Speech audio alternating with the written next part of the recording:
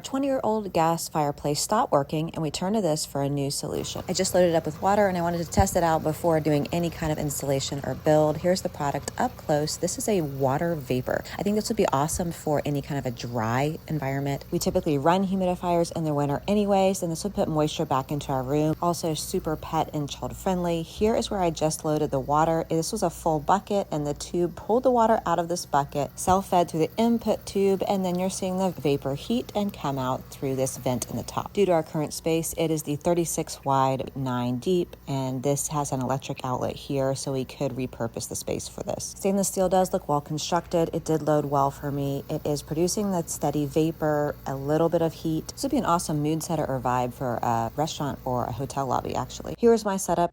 Hello, the fireplace is starting.